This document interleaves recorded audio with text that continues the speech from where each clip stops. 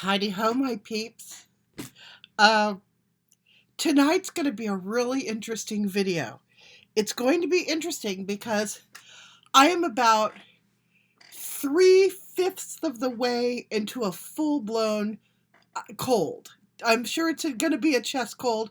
No, it's going to be a head cold because that's what it feels like. Then it's going to trickle down and it's going to infiltrate my chest. Then it's going to knock out my immune system so the flu can come and take up residence in my body. And I'm going to have the same old goddamn winter as I had last winter. It's coming. I can feel it. So, while I'm still on my feet and alive, I figured I better do a video. Look at my eyes. Oh my God. I look like I've been drinking for a week. Oh God. Okay, so when I get to this point of sick, it's before I'm so sick I'm in bed, but I'm sick enough to feel it. That's when I go through like this short but very interesting euphoria. So my husband gets to enjoy me at my best just as I'm getting sick. Poor Grant. Honey, I feel so sorry for you. Okay, so anyhow, what do I want to talk about? Well, I want to do show and tell. First, I want to show you a few things. Okay, so you remember I was making the pearl and crystal garland. Let me show you how. I don't think I've shown you how it turned out yet in its container, so let me show you. I don't think you've seen this. So there's the pearl garland all down inside a cheap $1.99 candle jar that my son, he gave me the candle. I used up the candle. I cleaned it up, and I keep all of my jars. I never get rid of them because I use them like for gifts and stuff. So I thought that was darling. So the idea was I was going to use it on a little, on some little Christmas bullshit that I was going to make for this winter. And I went to the 99-cent store and I got myself a little bottle brush tree thinking, oh, this is going to be darling. You can barely even see that it's on there. I mean, you could see it on the screen, but in real life, you just don't see it, and it's really hilarious.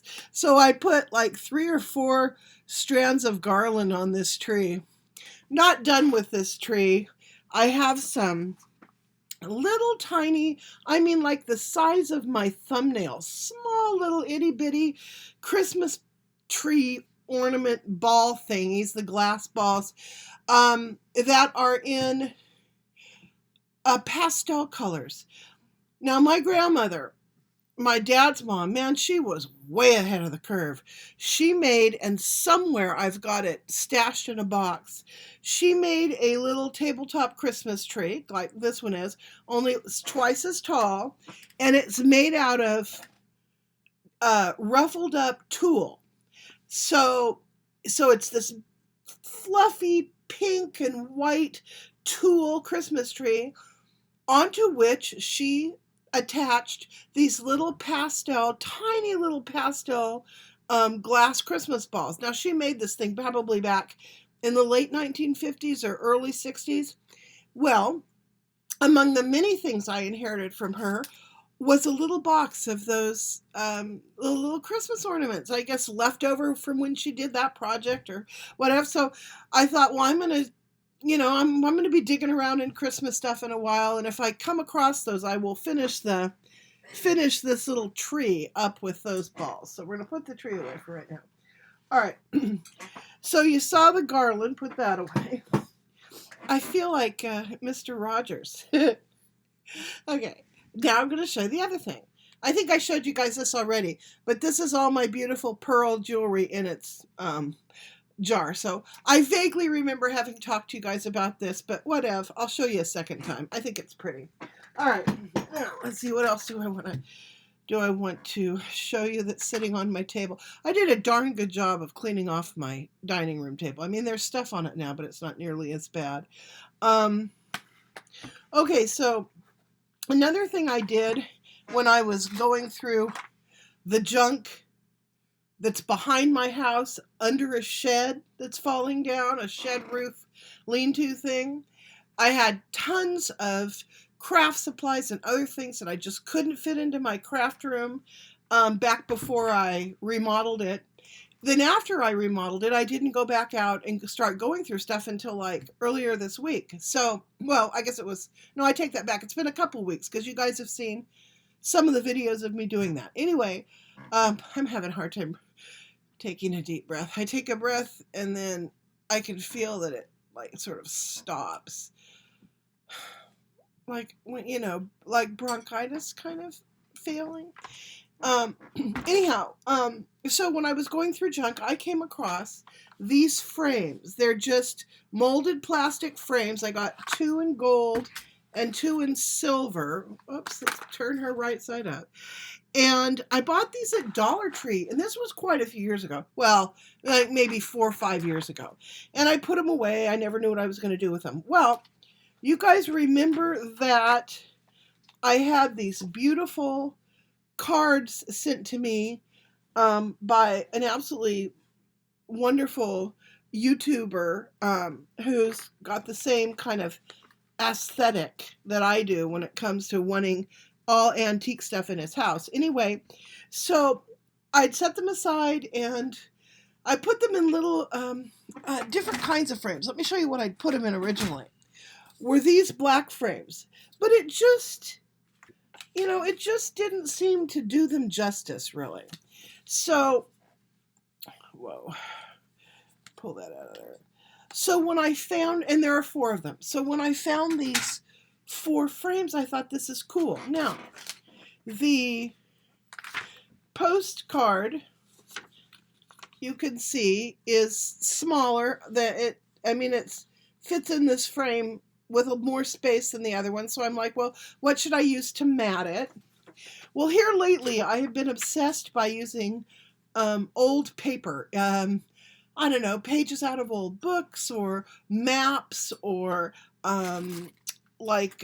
sheet music and newspaper. I've really been into using old newspapers. So I dug around in my stash and I found a newspaper that is from 1956, and I cut out these little, and I did it on the diagonal. See, I didn't have the type going straight across. I thought it would be more interesting to put it on the diagonal. So I found this, and I cut these out, and so I'm just going to show you kind of a little bit of how this is going to look when it's actually framed. Put this here, and it's going to look something like that. Oops, we're upside down again, are we? Yeah, let's go right side up.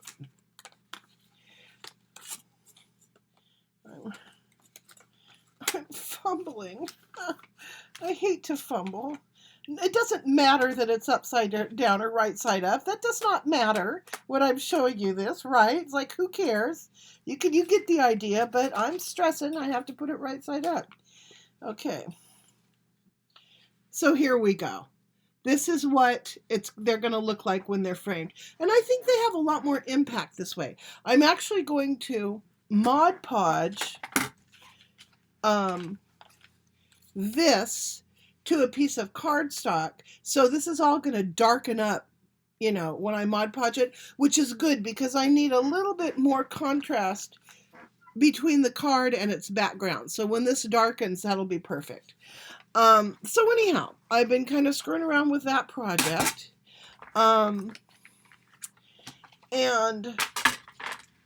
working outside. We've just made tons of headway. I'm feeling very good about us.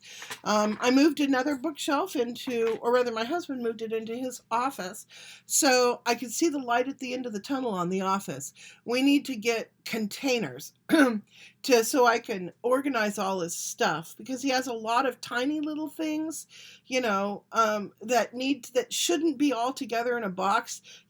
When he's like, oh, I wonder where that flash drive is, he should be able to go right to the shelf and pull down the box that has the flash drives, or the rechargeable batteries, or the family photos, or whatever. So he can't organize his way out of a paper bag. That is one of my true talents.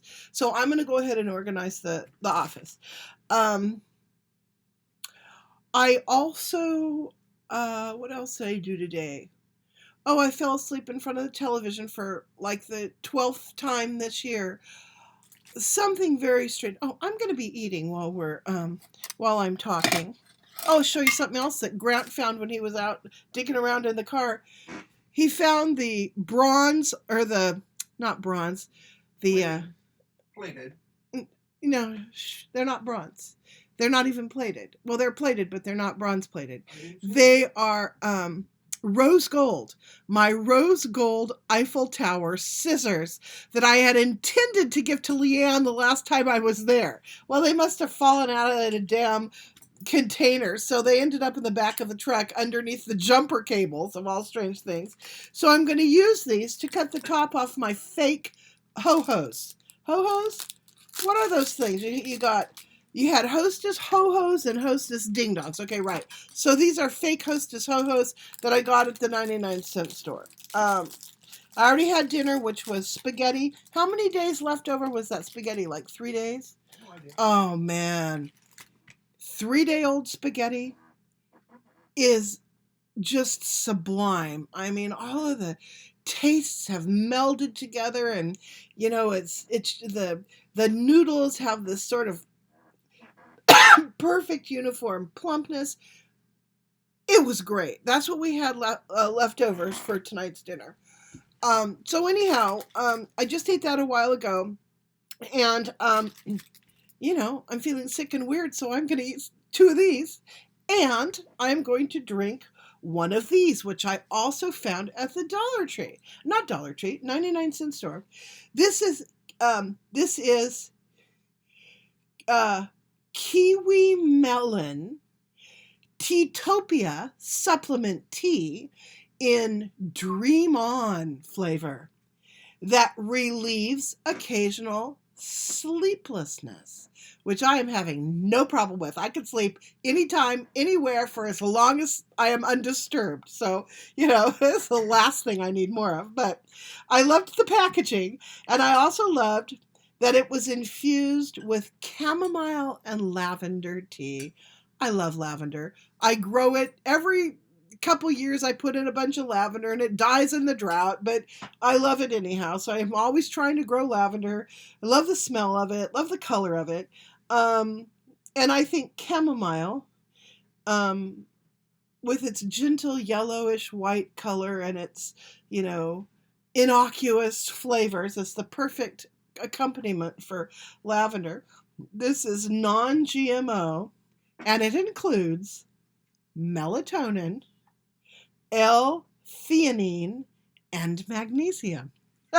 So, this is going to be interesting. I'm going to drink this while I'm talking to you, and if all of a sudden you see me just fall out of frame, okay, that means I'm out like a light. My husband's going to have to finish up this video and say bye-bye to you and then drag my ass off to bed. So here we go. Let's see what happens. So, had my dinner, and today was a good day in a lot of ways. I got a lot of stuff done, but I also got to talk to a lot of my friends. I got to talk to Abigail. I got to talk to my friend Lori a bunch of times. We've been messaging back and forth today. I got to talk to my friend Therese. Who else? I sent comments and messages back and forth to my friend Judy, and a bunch of other like YouTube/Facebook people. And I'm not real active, when it comes to that, talking, messaging, FaceTiming and all that. I have this small collection of people that I do that with, but today was a busy communication day. It was so busy that at 6:02 this evening, both of my sons tried to call me. I know this because at 6:01, my friend Abigail called me. I picked up the phone and I'm hearing this beeping, and I look at the phone and it's like, I've got 2 calls coming in, and they're from one kid, and I had just picked up the phone with Abigail, so that was interesting. So I talked to all 3 of those people, and then talked to my neighbor, FaceTime with a few people. I was just socially busy today, which is unlike me. Um, let's see what this is like. Good chocolate top note. Excellent flavor of the creamy stuff. Very sweet, vanilla-y, no aftertaste. However, the cake part has a real interesting wang to it. It kind of has sort of a chemical flavor. Not horrible, but it's chemical enough that you notice it's not just regular old chocolate cake. I'm trying to remember the last time I had a real Hostess Ho-Ho. It's been forever because I'm so cheap now that I've discovered 99-cent store. However, I will say that as much as I can remember it, this tastes just exactly like a Ho-Ho. No difference at all, at least that I can remember. I should do a taste test. Okay, so anyhow, so that was part of my good day. Well, when I was talking to my friend Lori, she mentioned that she's been obsessed with coconut cakes recently.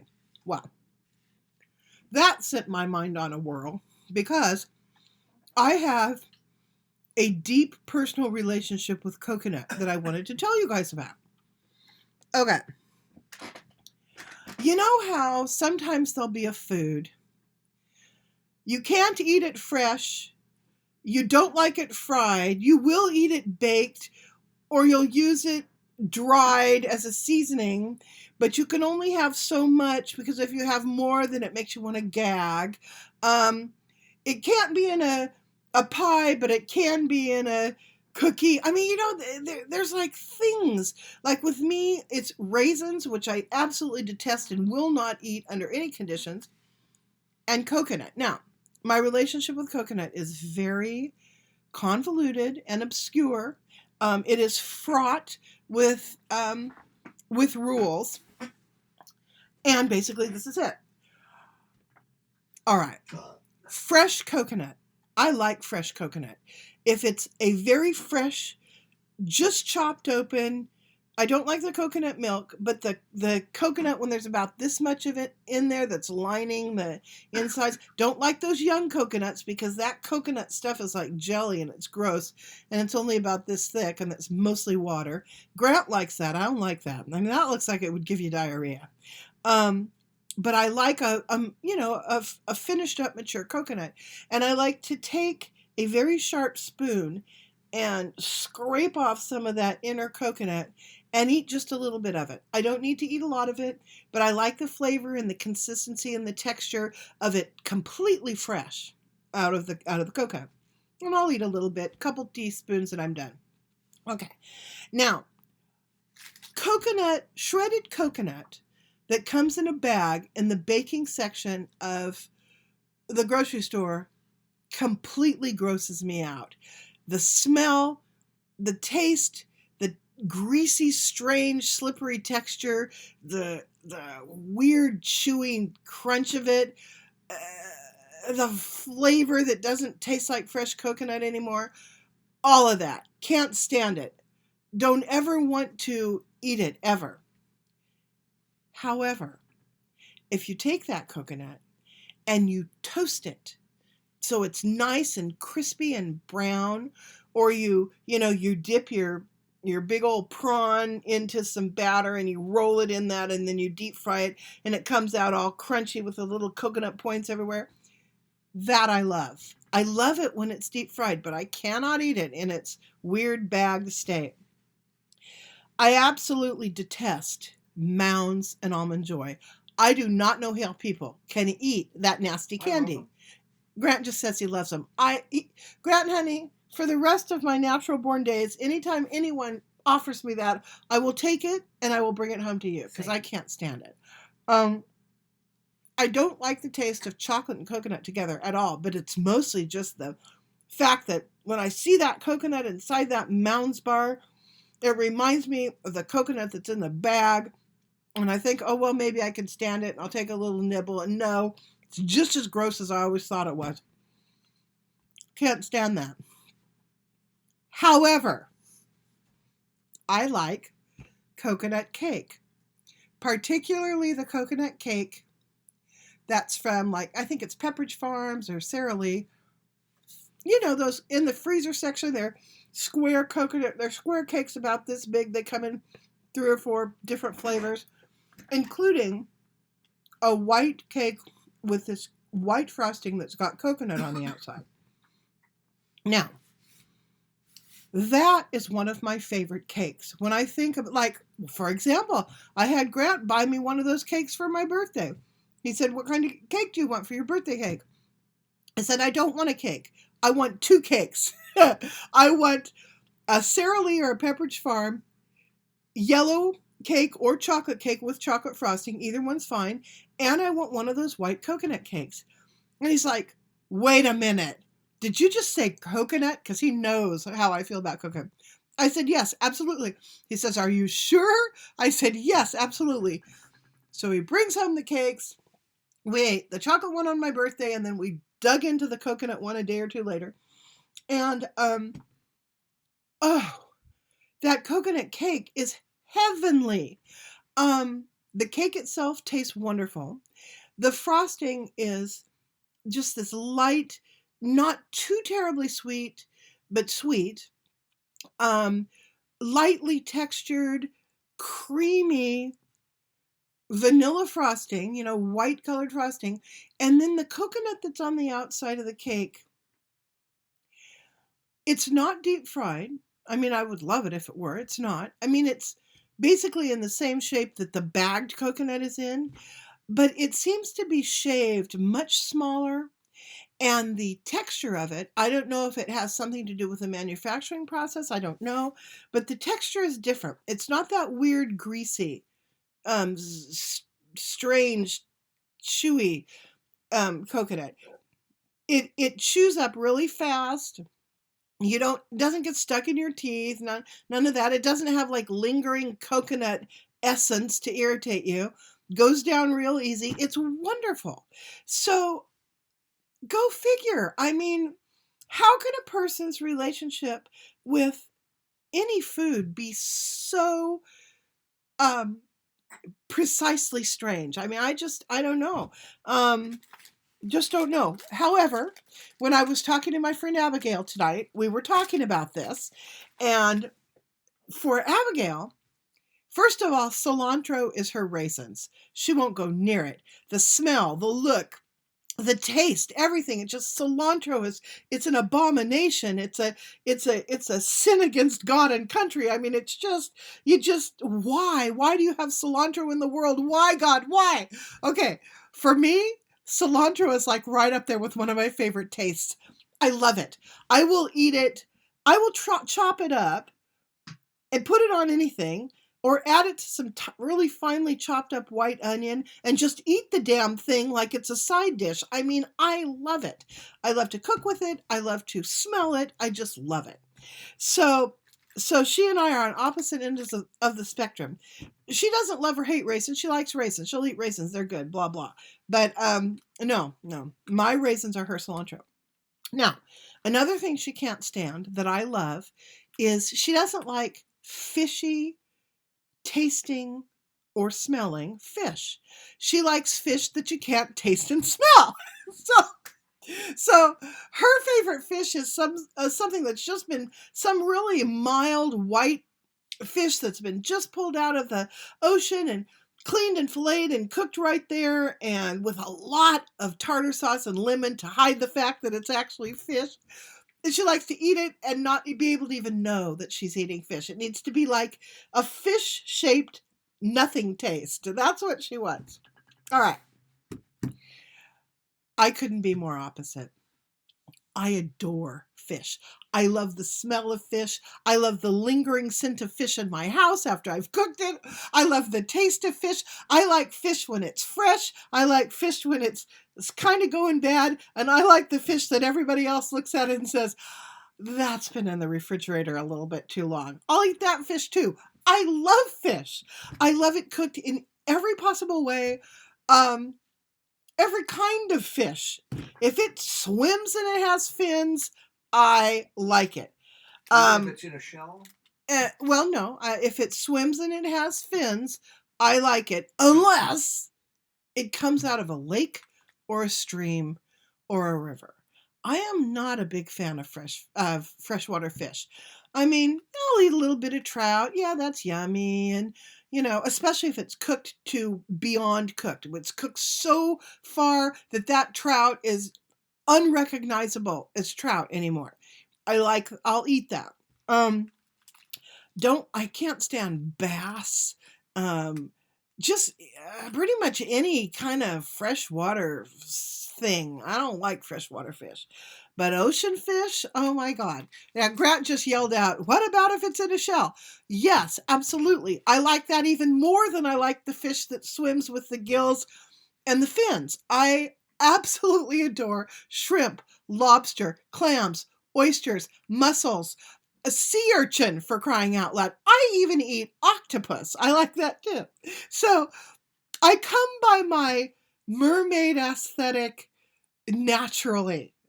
I have always wanted to live on the other side of Pacific Coast Highway, which is Highway 1 down in Southern California. Because there's the highway, there's a strip of sand, and then there's the water. Well, I always wanted to live on the water side of that street. Even when we were looking at property up in Oregon, and Highway 1 essentially goes along the coast, all the way up the coast. It goes inland sometimes, but you're actually on the water for long, long stretches of this highway 101. Of 101 when it's in Oregon. And I love the idea of living on the ocean side of Oregon. The only reason I've crossed it off our list is because I'm afraid of the Cascadia subduction zone fault that runs through there. Because when that earthquake hits, the coast of Oregon's going to just disappear. I mean, there will be a tsunami that's going to wipe everything out, including my lovely little house that I just spent too much money on, were I to buy a house, which I haven't yet. But so anyway, I'm like, no, I would be too worried all the time about earthquakes and volcanic activity, seismic activity in the area. So I wouldn't be able to relax. But I tell you something. When you want to see utter beauty, incredible environmental beauty, you go to Gold Beach, Oregon, and you drive up the coast to Bandon, and even a little bit further. But it's basically the Gold Beach to Bandon stretch of the southern Oregon coast that's breathtaking. The rocks, the trees, the rock formations in the water itself, the smell, the breeze, the air, the smell of the air. But the thing that delights me the most, which makes sense because I'm also an artist at heart, is the color of the air. On a day when there's sun, the air sparkles as if it's infused with colloidal gold and honey. I mean, it's just glitters. It's the most beautiful air I have ever seen, the most beautiful light I have ever seen. And you just, you stand there on a headland looking down at the beach where everybody is, fishing for this beautiful pink perch that's this glittery pink fish. And you just feel so grounded. It's just the most amazing feeling. Those of you guys who know about earthing, if you don't know about it, look it up. There's tons of videos about earthing on YouTube. It'll tell you what that is. But essentially that's being barefoot on damp ground is the best way to earth. To sit on it or lie on it, it does some kind of weird, metaphysical cosmic crap making you feel wonderful. Okay, so that is the one and only time I really felt what people describe when they talk about earthing. I mean, you just feel it in Oregon. In fact, I mean, Oregon's it's a bit of a drive from here. It's not too horrible. It's a bit of a drive, but it is so worth a yearly drive from where we are up there to spend a couple days just to soak up all that incredible light and beauty and all of that. So anyhow, now because I'm sick, I can't remember a damn thing that I was talking about before I got sidetracked off to Oregon. And I'm not going to stop this and rewind it to try to figure out where I was, because I think it's more fun to just skip to the next thing. Oh, I know what I have to do. I have to drink some Teatopia for you. Let's do it. Let's do a sniffy, shall we? All of you old timers out there who've been following me for a while, you remember my sniffies. I haven't done much recently. I don't know if I can smell anything yet. I think I can still smell. I don't think I've lost that yet. That'll be tomorrow or the next day. Okay, sniffy, sniffy time.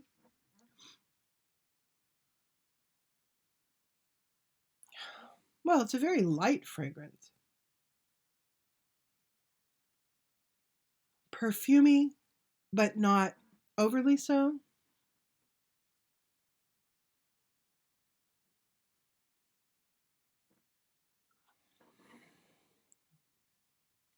I'm picking up a vision of being 15.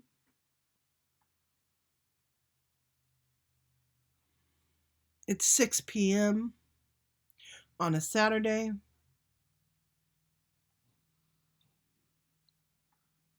I spent the day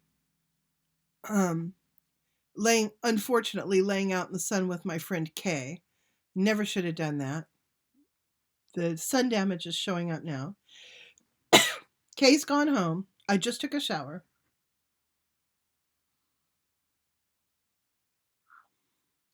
I'm sitting in the sink, wrapped in a towel with my face close to the mirror so I can see what sort of new zits have popped up from all of my sun exposure.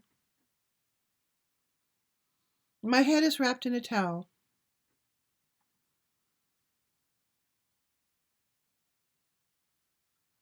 And the bathroom smells like this. Yeah, that's what this smells like. Now let's see what it tastes like. Let's see if it tastes like 15-year-old Cheryl. Let's see.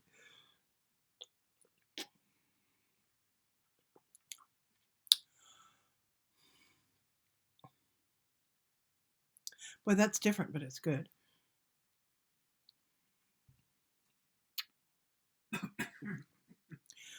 Slightly taste the mango, the melon. I mean, slightly taste the melon and kiwi. Let's see if I can pick up those other infusions.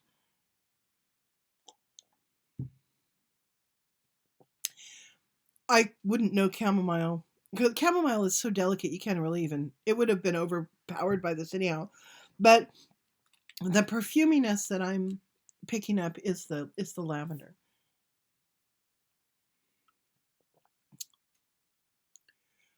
Slightly sweet, but really not. Of course, it's hard to tell. I've been eating this, so that's going to knock out a lot of the sweetness of this, but this doesn't taste too sweet. It's very pleasant, very delicate, pleasant. Doesn't seem to have an aftertaste.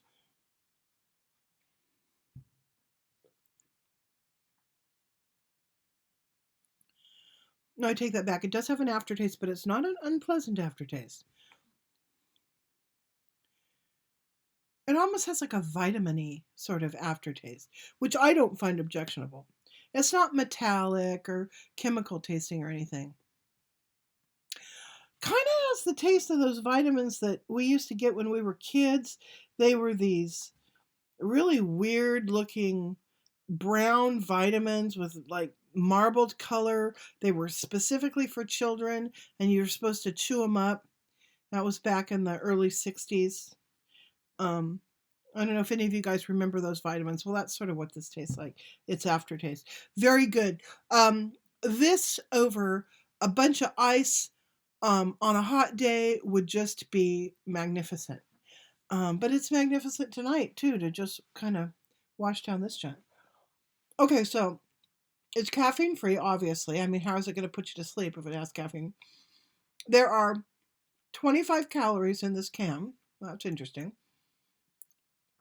10 grams of total carbohydrates, 5 grams of sugars, 42 milligrams of magnesium, 3 milligrams of melatonin, and then 200 milligrams of this, what they call the calming blend. Wowzers, purified water, decaffeinated black tea. It's sweetened with sugar and organic erythritol. Huh. It's got some monk fruit extract. Yeah, no, this is really good. I like this a lot. I need to go back to 99.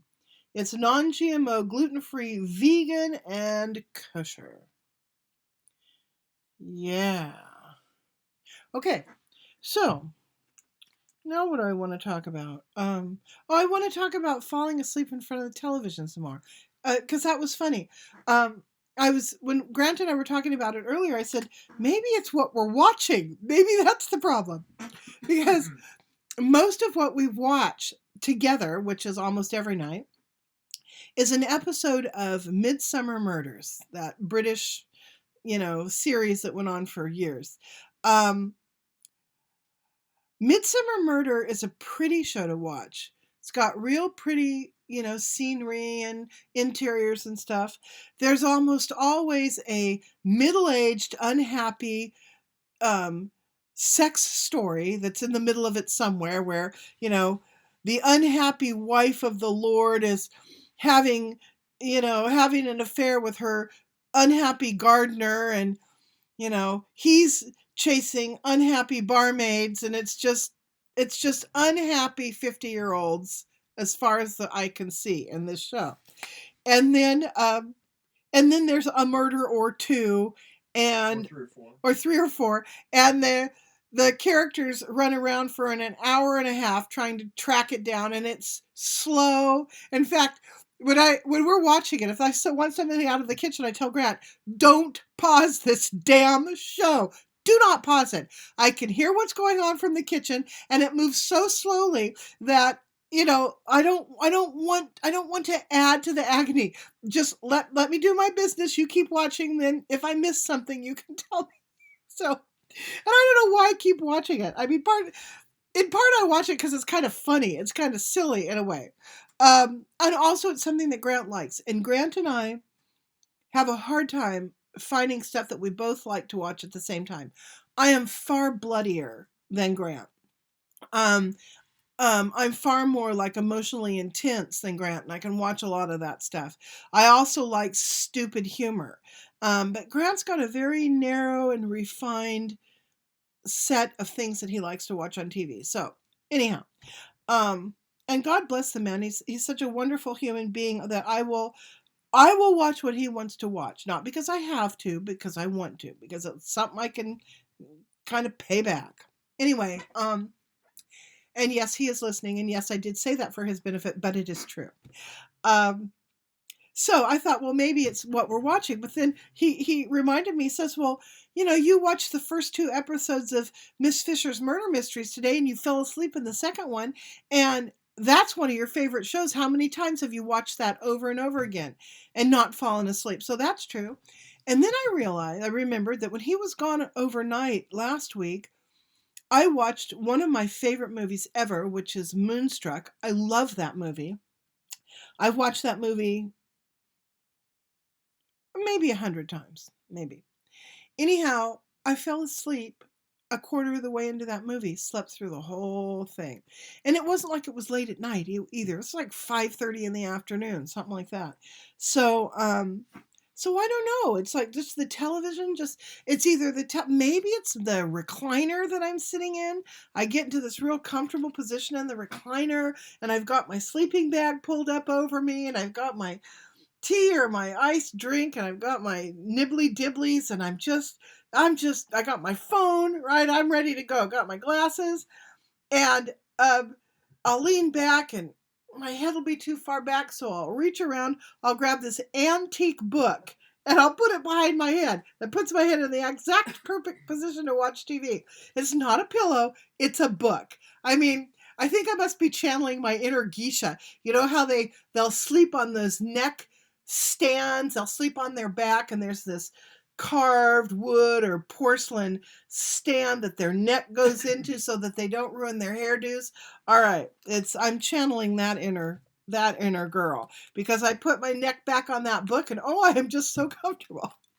And then there I go, toddling off to sleep. What else do I want to show you? Anything? Oh, how many of you guys know about the Vermont Country Store? I started getting these catalogs years ago. My mom used to get them. And they're full of all this nostalgic stuff. Like, let's see. Like real traditional Christmas stuff. Let's see if I can, like, see the bubble lights up there, and that little angel thing when you turn on the candles, it goes around in a circle. Remember those from when we were kids? And it has just lots of super traditional stuff, like padded rocker pads, for tying to your Kennedy rocker. And let's see, what else does it have in here? Old-fashioned toys. There's Raggedy Ann and Andy. There's a top, Jack in the Box. There's Stretch Armstrong down here. There's a harmonica. Just old-fashioned stuff. And so it's very, very traditional, kind of conservative items. Many of them that are being produced just for the catalog because they don't make them anymore. A lot of like flannel sheets. That's what I'm looking at now. And bedding. A lot of these old style perfumes. There's Evening in Paris, Taboo. Remember that? My mom used to wear Taboo before she got wise and started buying Macy's perfumes. There's Joy, White Shoulders. Remember that? There's that lipstick that changes color, that Tangy lipstick that changes color. All the stuff people used to buy at Woolworths back in the day. Then they have sleepwear. I wanted to show you the sleepwear real quick. Lots of like these sweaters, these Irish knit sweaters, that cost a freaking fortune. How much? What is the freaking fortune they cost? Like $150. That's a freaking fortune. Lots of old-fashioned slippers, all the old slippers we used to wear. Can remember that? They don't have the high-heeled marabou slippers, though. That's the next slippers I'm going to get. I want to get like a little kitten heel, pink slide-in mule style slipper with the marabou feathers that go around the top, or ostrich feathers. I'll take either one.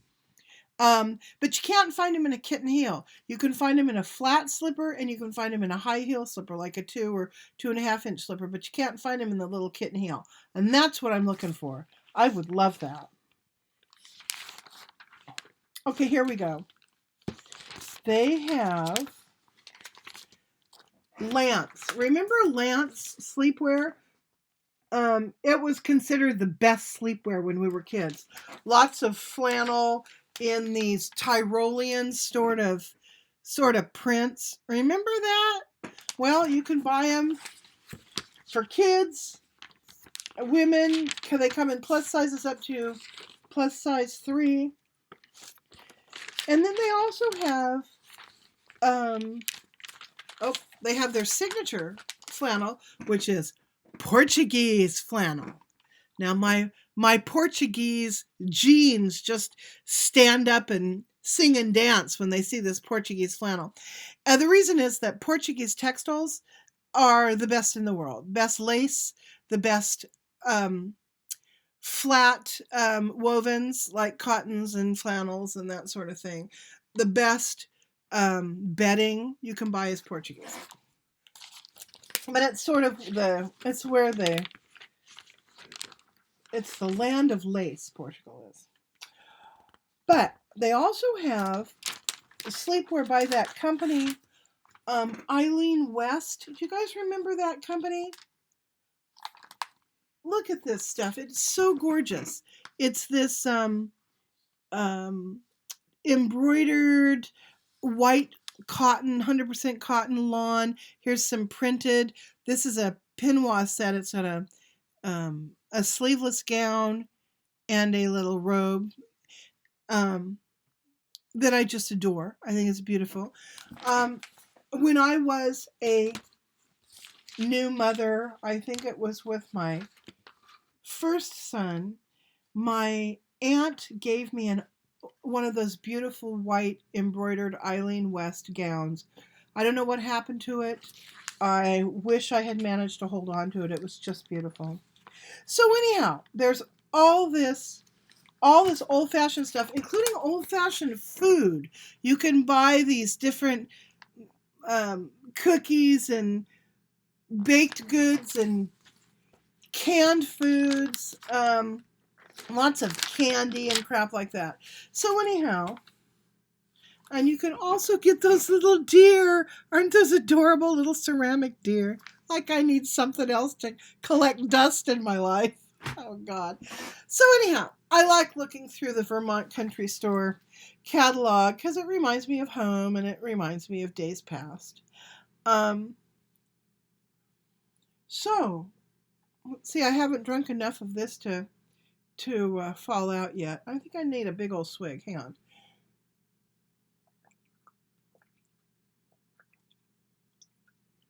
Well, today was officially the first day of winter for Grant and I because Grant closed up the swamp cooler opening, where the air blows out from the swamp cooler. He put the piece of plywood up in there so we don't get a draft coming through there. And then he also put our heated mattress pad on the bed. And it was time because it's getting colder here at night. I mean, it's California, but it's still getting colder at night. And we have one of those thick memory foam pads you get at Costco. Wonderful things.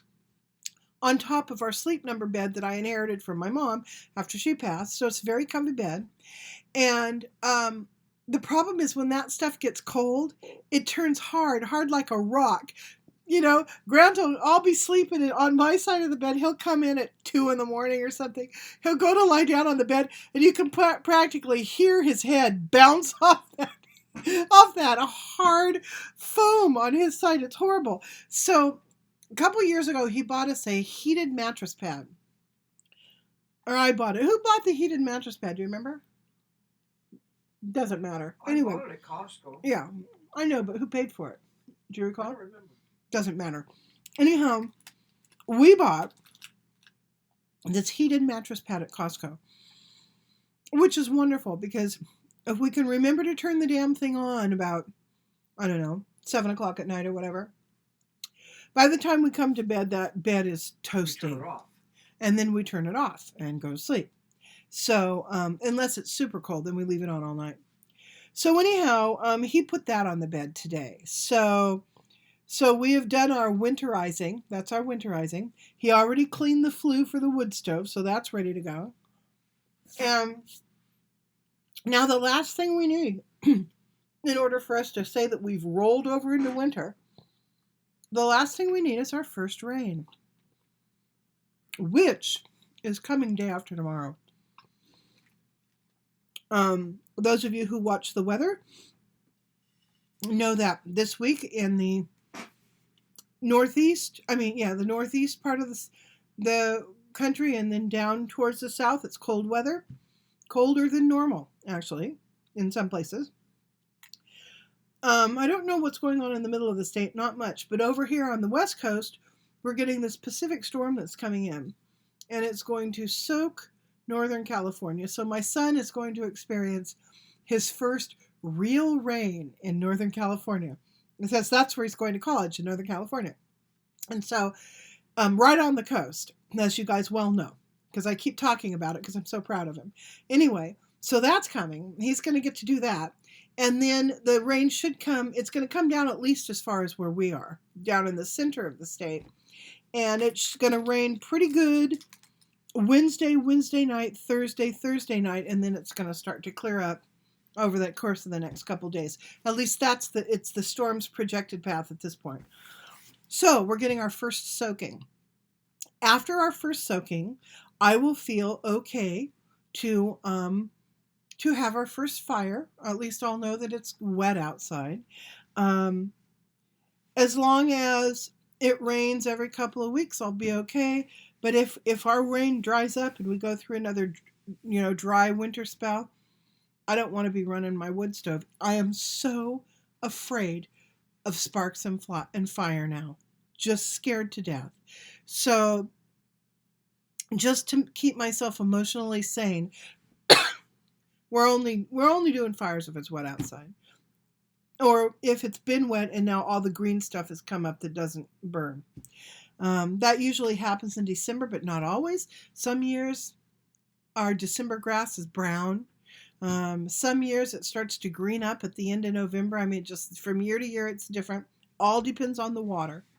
So usually by the time you're into January, usually it's greened up pretty good, and you feel safe about, doing your hazardous waste burn outside. You get a permit here to burn outside during certain months of the year, the winter here, obviously, and when we've got the permit, we can do a bonfire and we can, burn up all the rakings of the yard and any trimmings we had from the trees and that sort of junk. So you start building your burn pile in the summer, and by winter it's time to torch it off.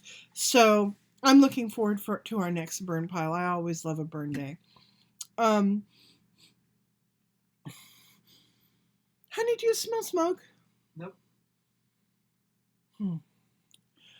So, yeah, I think that kind of brings you guys up to date. Thanksgiving. I hope you guys all have a great Thanksgiving, incidentally. What we're planning as of now, and this is loose. I mean, if anybody feels bad on Thanksgiving Day, we're gonna scrap these plans. But at this point, Grant and I are going to have our Thanksgiving here together, just the two of us. His brother's gone off to his kid's house to play with the grandson and be with his family. My sister is doing her own thing. She's probably going to be at her cabin or something like that, or maybe the coast. Her family always gets together, and they're friends, and they have like a big party. I'm not sure if my brother's even going to be in the United States over Thanksgiving. I think he will. I'm not positive. If he's not here, that means he's in Nicaragua, because he has a house in Nicaragua, and he does those surf tours, where he'll bring a bunch of people and they'll do a 2-week surf camp at his house on the beach in Nicaragua. So he's been spending more and more time in that part of his life. So I don't know. He may be there. I'm not sure. But we will be home, and I will be childless over the holidays, because my kid is getting ready to go to Mazatlan for a vacation with his friend, and my other kid didn't want to make the trip down, the 8-hour trip back, down home and then back to school for this holiday. So what he did is he stayed at school. He and one other roommate are in their apartment over this next week, and he's just studying. He's got, his finals are coming up. He's got one more test in each class, and it'll be done. And then he'll come home for Christmas break. So I'll have him home for Christmas. That will be wonderful. And then, he's right back for his spring semester. So it's just the two of us. So Grant just went to the grocery store. It was 15 minutes before the grocery store was going to close. And he says, honey, I know you said you wanted to go shopping tomorrow, but I can run to the store for you if you want. Just give me a list. So I said, okay. I said, you get in the car, you head to the store. I will text you a list. So as he was driving up there, I was texting him a list, and I had, pumpkin pie filling and French fried potatoes and ground beef, and get us a ham and a turkey because we're going to cook it all this, for this holiday. We're going to package up the leftovers, freeze them, pull them back out for Christmas, that kind of thing. So your regular holiday crap that you cook at this time of year.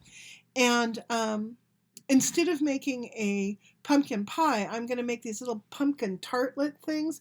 You cut out your pie dough and you stick it in a muffin tin, and then you put your pie filling in there, and maybe, I don't know, some little topping of some kind. And then you get these little tarts. So I'm going to make those. I'm also going to make a white cake with white frosting and colorful sugar on top. I don't know why.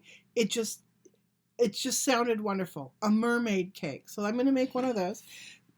And then after we're done eating and taking our nap, and it gets to be, 5 or 6 in the evening, we're going to go across the street to our neighbor's house, and she's going to make coffee, and I'm going to bring dessert, and we're going to hang around and talk for about an hour. Now, that is subject to change because of this cold thing that I'm developing. If this goes full blown, then obviously I'm not going to go infect somebody else. And also I told her, I said, listen, if the end of the day comes around and you guys are tired, text me, let me know. We're going to keep this fluid. It's all about how we feel that day. So that is a a thing that's possible for Thanksgiving. So anyhow, Grant comes home with all the stuff that I had on the list. And so this is what I'm going to make. So I'm going to make the turkey and I'm going to make the ham. We're going to eat a little bit of each, freeze the rest. All right. Then I'm going to make an artichoke dip. The artichoke dip you make with the mayonnaise and the cream cheese and the mozzarella, and you put it chop up a bunch of artichokes and you put it in the crock pot. I'm going to make one of those. I'm also going to make meatballs. The meatballs that you put a cherry tomato in, and you wrap them with bacon. So you've got your cherry tomato inside your shell of ground round or whatever. And then you wrap that up in bacon, and you put a toothpick through it, and you bake it until that bacon has, turned completely crusty. So we're going to have those. I'm going to make more than we're going to eat because those are going in the freezer for Christmas. And then, I'll make some green beans and those little tart thingies and this and that. But I'm finding that I like to make, if I've got an event coming up and I'm making some sort of wonderful dish, I like to make twice as much as we need and then freeze the rest. For example, last week, Grant brought home a big old stalk of, what's that called? Brussels sprouts. It's called Brussels sprouts. Cut them up and put them in a pan with broccoli that my son had brought. Put some olive oil on that. Shaved up some fresh ginger that Grant had brought home. Put that in there. Crushed up some garlic. Put that in there. Little bit of seasoned salt and some diced red onion. Put that on the top. Covered it and baked it. Oh my God. Even if you don't like vegetables, you would like it. I love vegetables, but if you don't like vegetables, you would love this. It was so wonderful. And I'd made this really great green goddess dressing. I think I told you guys about that. And put that on the top. It was super good. So I made twice as much as we needed. So I've got our green vegetable already made and in the freezer for Thanksgiving. And I figured, well, shoot, if I can do that with a green vegetable, I can do that with the meats. I can do that with desserts. I mean, it's a month away. It'll last fine in the freezer. So I need to do a little bit of rearranging, but most of our Christmas food is already going to be ready. So that will be nice. I mean, you can even freeze the artichoke dip. You can freeze all of that stuff. So, it'll save me a little bit of sturm and drang for next month. Does that bring you up to date now? That brings him up to date, doesn't it, honey? I think he thinks so. All right, so on that note, I will just say goodbye. Thank you, everybody who called and messaged and commented to me today. I've been working my way through the most recent comments on my videos, and hopefully I will answer your comment.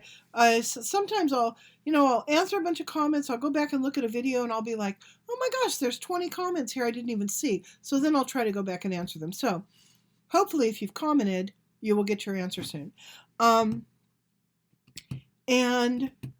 it was just really a nice day. And even though I'm getting sick, I had a great day. So I hope all of you are having a nice evening if you're seeing this tonight at 10:47. Well, actually, it'll be 12:47 by the time I get it uploaded. And I hope everybody has a wonderful Thanksgiving. Continued, what else can you say? Continued prayers for the fires. What else can you do? There's nothing you can do but watch an abject horror and, say in your heart, oh, please let the damage be as minimized as was humanly possible for it to be. Abigail's boyfriend's son is fighting the fire in Northern California right now. He's been fighting that fire since it started, and he's getting ready to have a couple of days off. So he's going to be there for Thanksgiving with them. But I guess he's really having, and is reporting that other firefighters are having this kind of emotional sort of breakdown. Fighting the fire is hard enough, but the aftermath, trying to find bodies or body parts or whatever it is that they're looking for as they go for their not rescue, but their recovery. He said it's just horrendous. It's the worst thing he's ever been through. And so he's having a little bit of trouble. And so, there's just so many people that have been affected, not just the victims, but the crew that comes in behind them. So anyway, that's been weighing heavily on my heart, that whole fire deal. Especially in the north, that was devastating. It's devastating in the south too, but so fewer people lost their lives in that one. But still, anywhere that there is fire devastation, it's awful. It makes me remember the Santa Rosa fire from a couple years ago.